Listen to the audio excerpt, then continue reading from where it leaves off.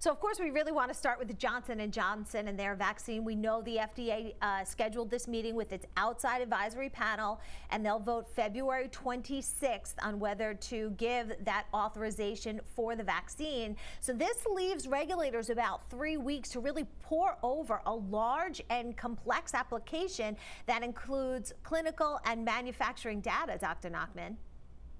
Good morning. So remember, before any data gets presented to the FDA, it's looked at by hundreds of different sets of eyes. From the time the patient enrolls, to the study staff puts the data in, till the data gets cleaned, till it gets checked again, till it gets data locked, then analyzed, and then submitted. There's thousands of steps that have to happen. So any data that's gone to the FDA has been scrutinized 7 different ways.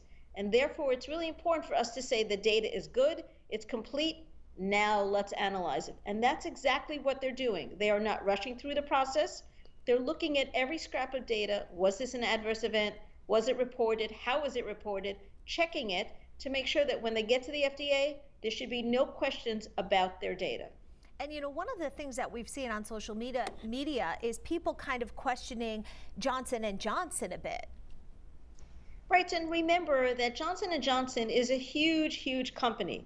The division that developed this vaccine, or Janssen, is pretty much, I want to say, independent of the big company.